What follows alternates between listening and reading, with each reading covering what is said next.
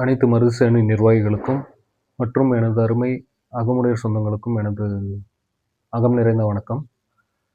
கடந்த அக்டோபர் 24 அன்னைக்கு நம்ம வெற்றிகரமாக குரு பூஜை நடத்தி முடித்திருக்கோம்.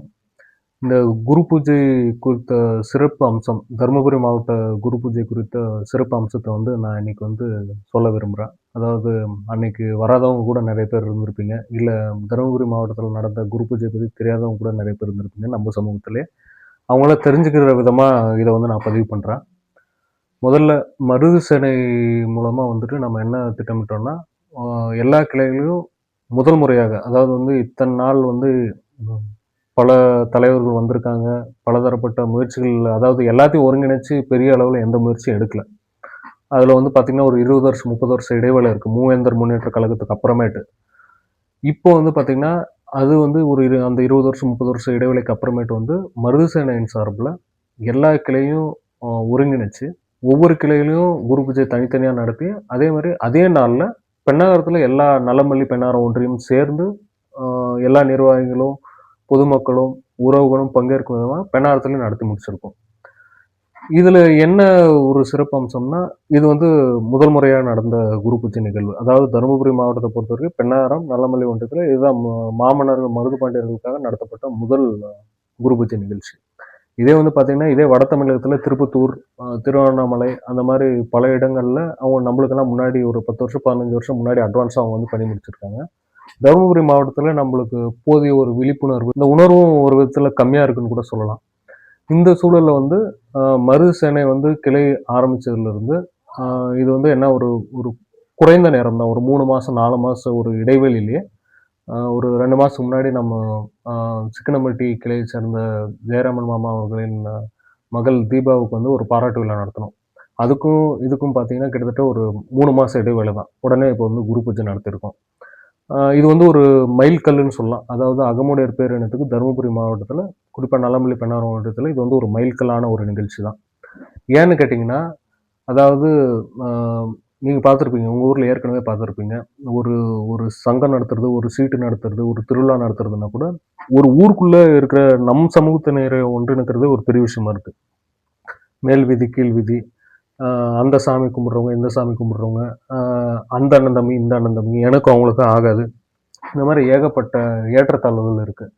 இப்படிப்பட்ட சூழலில் இவங்க எல்லாத்தையும், அதாவது வர்ற வரைக்கும் வரட்டும் அப்படின்ற மாதிரி எல்லாத்தையும் ஒருங்கிணைச்சு ரெப்ரசன்ட் பண்ணி மாமன்னர் மருது பாண்டியர்களுக்கு ஒரு அடையாள அரசியலை நோக்கி மாமன்னர் மருது பாண்டியரை தருமபுரி மாவட்டத்தில் கொண்டு சேர்க்கணும். நம் சமூகத்துக்கு ஒரு விழிப்புணர்வு வரணும், மாற்று சமூகத்துக்கு. ஏன்னா பெருசாக நம்ம படிக்கிற குழந்தைகள் படிக்கிற புக்கிலலாம் இந்த ஹிஸ்ட்ரி ஒழுங்காக பதிவு பண்ணப்படல. அதாவது உங்களுக்கே அது பின்னாடி ஒரு பெரிய அரசியல் இருக்குது, அது உங்களுக்கே தெரியும், நிறைய பேர் படித்தவங்களுக்கு நிறைய பேர் தெரிஞ்சிருக்கும்.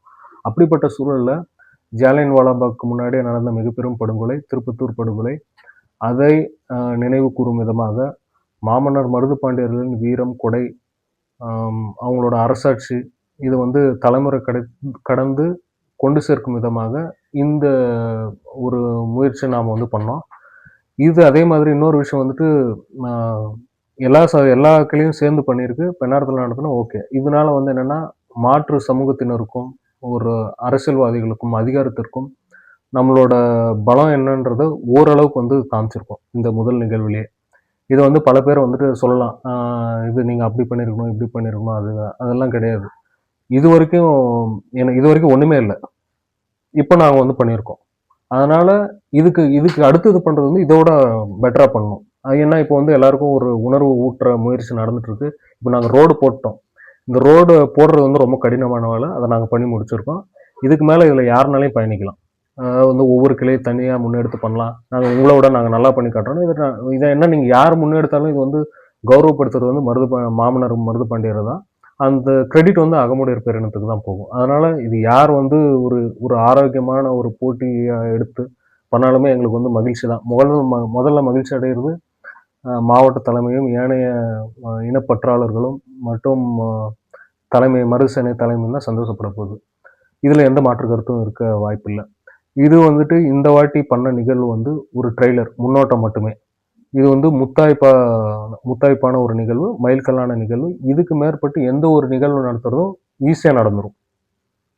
ஏன்னா இத இத வந்து நம்ம ஒன்றுபடுத்தியாச்சு, எல்லாம் இது பண்ணியாச்சு. மேலும் இதுல வந்து என்னோட ஒரு கோரிக்கை என்னன்னா, இதுல வந்துட்டு நெறைய பேர் வந்துட்டு அ அதாவது எப்பயுமே வந்துட்டு நீங்க நம்ம அகமுடையார் அரசுல, முக்குளத்தோர் அரசுல பெருசா வந்து எடுபடாம போனதுக்கு ஒரு காரணம் வந்து போதிய ஒற்றுமையின்மை. அதே மாரி உள்வேலைகள் நெறைய பேர் வந்து உள்ளுக்குள்ளவே இருந்துட்டு வந்துட்டு நெறைய சதி வேலை பண்ணுவாங்க.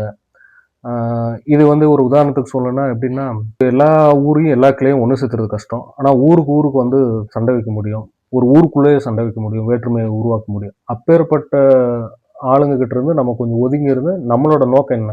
அதாவது வந்து இன்னைக்கு வந்து தமிழ்நாட்டுக்குள்ள இருக்கிற எல்லா அகமுடையரும் நம்ம சொந்தக்காரர் தான். எந்த ஊருக்கு போனாலும் அங்க இருக்கிற அகமுடையர் வந்து சொந்தக்காரர் தான். அப்படி இருக்கும்போது நம்ம ஊருக்குள்ள இருக்கிற ஒரு ஆள்கிட்ட வேற்றுமை வந்து பண்ணிக்கக்கூடாது. அத வந்து மனசுல வச்சுட்டு ஒரு பரந்த மனப்பான்மையோட நம்ம செயல்படணும். அதனால இந்த நம்மளோட வட்டத்த வந்து நாமளே ஒரு தெரு, ஒரு சாமி கும்பிடுறவங்க, நான் இந்த தெருவுல என்னோட செயல்பாடு இதில தான் இருக்குன்றத தாண்டி, ஒரு பரந்த மனப்பான்மைக்குள்ள வரும். இப்ப எப்படின்னா வரணும். அது எப்படின்னா, இப்போ நீங்க ஒருத்தர தாழ்த்தி பேசுற ஒருத்தரும் நம்மளோட இனம் தான். அவரும் நம்ம சொந்தக்காரர் தான். ஒண்ணு அண்ணன் தம்பியா இருப்பாரு, இல்லன்னா மாமன் மச்சானா இருப்பாரு. அந்த ஒரு மனப்பான்மைக்கு வரலன்னா, நாம வந்து ஒற்றுமையா எதுவும் சாதிக்க முடியாது. அதாவது வந்து இதுவரைக்கும் நம்ம வரலாற்றுல பார்த்த நிகழ்வு வந்து என்னன்னா, சதியால தான் நாம வந்து பெருசா பிரதிநிதித்துவம் இல்லாம, இன்னைக்கு வரைக்கும் போராடிட்டு இருக்கோம். வேற மாற்று அரசியல் கட்சிகளுக்கு, கழகங்களுக்கு நம்ம வேலை செய்றோம். ஆனா இதுவரைக்கும் ஒரு பொது நலமா, நம் சமூகத்துக்கு யார் என்ன பண்ணியிருக்குன்றது நம்ம ஒவ்வொருத்தரும் நம்மள நாமளே கேள்வி கேட்டுக்கணும். நீங்க எந்த கட்சியில வேணாலும் இருங்க. திமுகல இருங்க, அதிமுகல இருங்க. நீங்க என்ன சமூகத்துக்கு என்ன பண்ணியிருக்கீங்க? அந்த கட்சியின் மூலியமா நெனச்சு பார்த்தீங்கன்னா, அதுக்கு உண்டான பதில் வந்து உங்களுக்கே கிடைக்கும். இது அதே மாரி வந்துட்டு மருது சென்னை நிர்வாகிகள் வந்து இவங்க கிட்ட இருந்தெல்லாம் அ வேறுபட்டவர்கள். எப்படின்னு சொல்லுங்க கேட்கலாம்.